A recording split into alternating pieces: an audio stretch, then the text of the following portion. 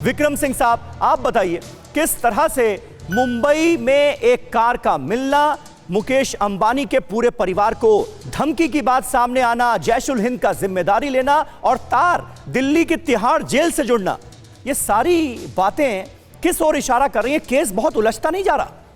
नहीं, बिल्कुल नहीं समीर साहब। इसके पूरे प्रकरण के 3 आयाम है। पहला आयाम आपने जिसको पहले भाग में कहा, ये हमारे जो इंस्पेक्टर साहब है सचिन वाजे, इनकी संलिप्तता। दूसरा जैश-उल हिंद का ये कबूल करना कि उनके द्वारा ये कार्य किया गया। और तीसरा सचिन वाजे का इसमें पूरी तरीके से एक के बाद एक केस करते रहना। पीके जैन साहब आपको बताएंगे हर संगठन में ऐसे ब्लैक शीप होते हैं जिनका अंडरवर्ल्ड और अपराधियों से संपर्क होता है। ऐसे ये नहीं कि केवल मुंबई पुलिस वाहिद ऐसी, हर पुलिस फोर्स में ऐसे ब्लैक शीप होते हैं। उनके ऊपर नियंत्रण और उनको बर्खास्त करने की जरूरत थी। लेकिन अगर इन 3 आयामों पर गौर से देखें, पहला आयाम सचिन वाजे की संलिप्तता, तो क्या एक सिक्के के 2 पहलू हैं? एक पहलू सचिन वाजे हैं और दूसरा पहलू ये जो उग्रवादी चरमपंथी जो संगठन है जैश-उल हिंद, क्या दोनों में किसी तरह का कोई कनेक्शन है? ये तो विवेचना बताएगी। लेकिन जैसे प्याज की परत दर परत खुलती चली जाती है और एक के बाद एक जब लोग आरोपी पकड़े जाएंगे तो उसके बाद उनके बयानात के आधार पर जब मिलान होगा तो आपकी खुद समझ में आ जाएगा। आपको एक चीज और बताना चाहूंगा कि नार्को एनालिसिस में पहले आरोपी की सहमति जरूरी है, बिना उसकी सहमति के नार्को एनालिसिस नहीं हो सकती है। नहीं हो सकता, लेकिन पॉलीग्राफ टेस्ट में ऐसी कोई अनिवार्यता नहीं है। और जिस दिशा में एनआईए चल रही है, व्यवसायिक दक्षता ये है, उनको किसी को कुछ करने की जरूरत नहीं। जितना साक्ष्य मिलता चला जा रहा है, आप देखेंगे 72 घंटे में बहुत सनसनीखेज खुलासे होंगे समीर साहब। ठीक है, शिवांगी ठाकुर हमारे साथ मौजूद हैं। अब एनआईए क्या करने जा रही है, इस पर सबकी नजरें हैं शिवांगी। ऐसे में आज प्लान ऑफ एक्शन क्या नजर आ रहा है एनआईए का?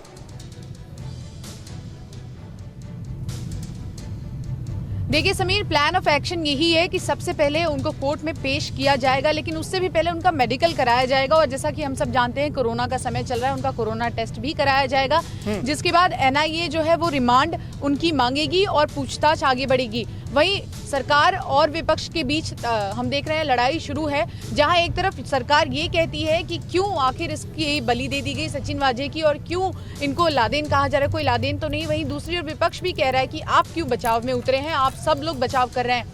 ये सब बातें एक तरफ, लेकिन हमें ये नहीं भूलना चाहिए और ये बात भी सही है कि एक बड़े उद्योगपति की सुरक्षा में सेंध लगी है। साथ ही साथ एक दागदार प्रोफाइल वाले पुलिसकर्मी की फिर से नियुक्ति की गई है। एक बिजनेसमैन की हत्या कहीं न कहीं इस पूरे मामले में हुई है।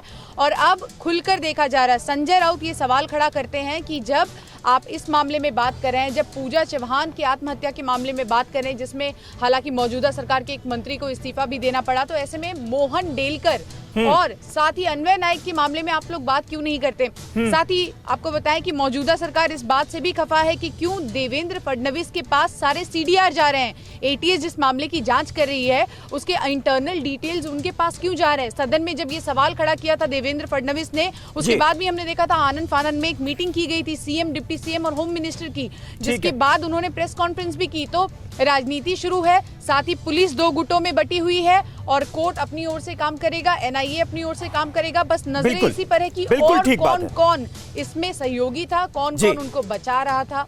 परवाह देश की, सोमवार से शुक्रवार रात 10 बजे TV9 भारतवर्ष पर।